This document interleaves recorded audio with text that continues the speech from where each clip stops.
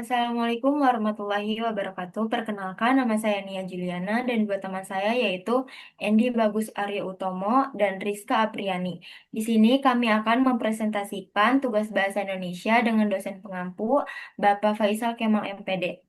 Baik, kita mulai.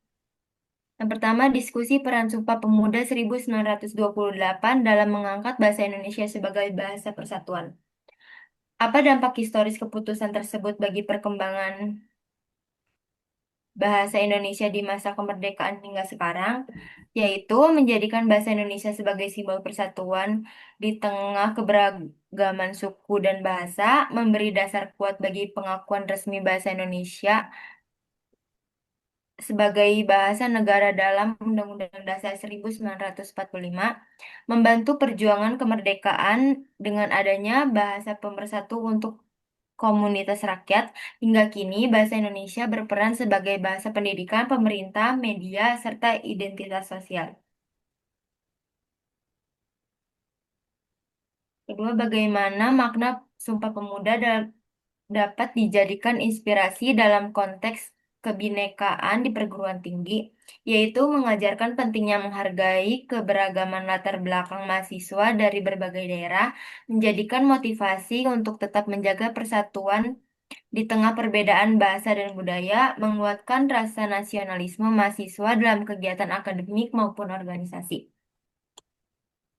Bahasa Indonesia berkembang melalui proses panjang dari bahasa Melayu hingga menjadi bahasa nasional. Identifikasi tiga faktor utama yang mendorong perkembangan bahasa Indonesia dari masa penjajahan hingga era digital. Faktor politik. Sumpah Pemuda 1928, Kongres Pemuda II yang menghasilkan Sumpah Pemuda berperan penting dalam menetapkan bahasa Indonesia yang berasal dari bahasa Melayu sebagai bahasa persatuan. Hal ini merupakan langkah strategis untuk menyatukan berbagai etnis dan suku di Indonesia di bawah satu identitas bahasa. Penyatuan bahasa Melayu, penyatuan bahasa Melayu dipilih karena statusnya sebagai lingguan franca di Nusantara dan relatif mudah dipelajari, menjadikan pilihan yang lebih netral daripada bahasa daerah mayoritas, seperti bahasa Jawa. Era penjajahan, penggunaan bahasa Indonesia secara terencana dalam pendidikan, terutama di masa pendudukan Jepang, juga memperkuat posisinya. Faktor sosial dan budaya. Keanekaragaman suku. Indonesia memiliki ratusan bahasa daerah, sehingga diperlukan satu bangsa nasional untuk memfasilitasi komunikasi antar suku. Bahasa Indonesia menjadi alat untuk menjaga persatuan dan komunikasi di tengah keragaman ini. Peran sastra dan media cetak. Peran sastrawan dan jurnalis di masa lampau menggunakan bahasa Indonesia untuk menyebarkan ide-ide nasionalisme dan perjuangan kemerdekaan, sehingga membantu mempopulerkan dan membakukan bahasa ini di kalangan masyarakat luas. Pendidikan. Sejak kemerdekaan, bahasa Indonesia menjadi bahasa pengantar di semua jenjang pendidikan. Hal ini memastikan bahwa setiap generasi baru fasih menggunakan bahasa Indonesia, sehingga perkembangan secara berkelanjutan. Faktor teknologi, era digital dan media sosial. Perkembangan internet dan media sosial secara signifikasi mempengaruhi penggunaan dan perkembangan bahasa Indonesia di era digital. Hal ini memungkinkan interaksi yang lebih cepat dan luas, tetapi juga memunculkan tantangan seperti penggunaan bahasa gaul dan serapan dari bahasa asing. Platform digital. Platform daring seperti kampus elektronik, enski- ensiklopedia digital, dan berbagai konten digital lainnya membantu mendokumentasikan dan menyebarkan informasi tentang bahasa Indonesia. Pengaruh bahasa asing. Globalisasi dan media sosial juga membawa masukan kosakata asing, terutama dari bahasa Inggris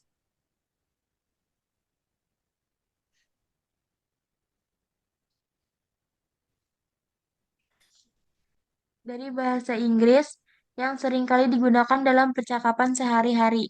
Hal ini menjadi tantangan dalam menjaga kemurnian bahasa, tetapi juga memperkaya perbendaharaan kata bahasa Indonesia.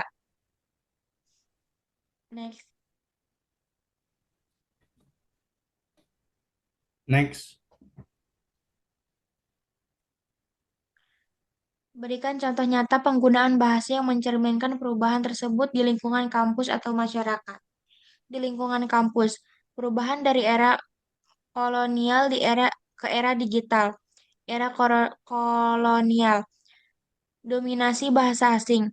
Pada masa penjajahan Belanda, bahasa Belanda menjadi bahasa utama di kalangan elit terpelajar dan di lingkungan perguruan tinggi. Penggunaan bahasa Melayu. Bahasa Melayu sebagai lingguan Franca digunakan untuk komunikasi sehari-hari antara etnis, tetapi dianggap sebagai bahasa kelas kedua. Contohnya, mahasiswa pribumi yang berkesempatan kuliah di masa itu menggunakan bahasa Belanda untuk diskusi ilmiah dan menuliskan karya ilmiah. Sementara bahasa Melayu digunakan di luar konteks formal. Perubahan masyarakat. Perubahan dari era kolonial ke era digital. Era kolonial. Bahasa sebagai alat persatuan. Bahasa Melayu yang kemudian menjadi bahasa Indonesia digunakan oleh para pejuang kemerdekaan yang media cetak, surat kabar, untuk menyatukan masyarakat dari berbagai suku. Pengaruh bahasa daerah dan asing. Terjadi percampuran dengan bahasa daerah dan Belanda, tetapi penggunaannya sangat tergantung pada kelas sosial dan pendidikan. Contohnya, Sumpah Pemuda tahun 1928 yang menetapkan bahasa Indonesia sebagai bahasa persatuan atau bukti konkret penggunaan bahasa untuk tujuan politis dan sosial yang besar. Bang Yandi. Next. Di era globalisasi, bahasa Indonesia terus bersaing dengan bahasa asing. Bagaimana cara mahasiswa berkontribusi dalam menjaga kemurnian sekaligus mendorong modernisasi bahasa Indonesia? Kontribusi dalam memurnikan dan memodernisasi bahasa Indonesia melibatkan perkembangan kosakata, penerapan kaidah bahasa baku, penanaman rasa bangga, dan disiplin berbahasa di masyarakat, serta pemanfaatan teknologi digital untuk penyebaran dan pembelajaran bahasa secara masif. Next.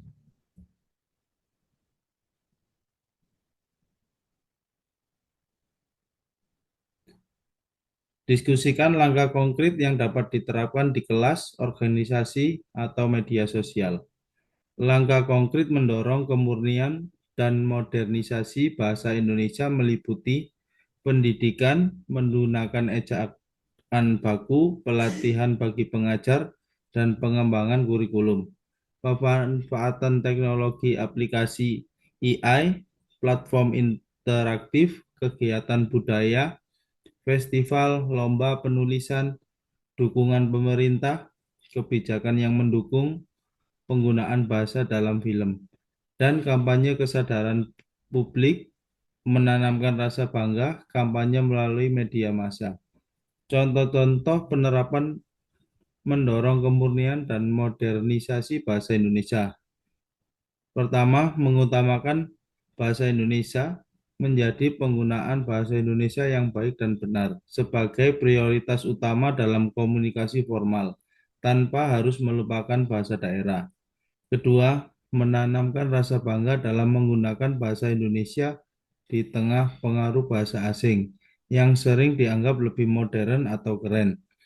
Tiga, manfaatkan teknologi digital untuk menciptakan platform pembelajaran bahasa Indonesia yang terjangkau lebih banyak orang, terutama anak muda. Sekian, terima kasih. Kurang lebihnya kami mohon maaf. Wassalamualaikum warahmatullahi wabarakatuh. Waalaikumsalam warahmatullahi wabarakatuh.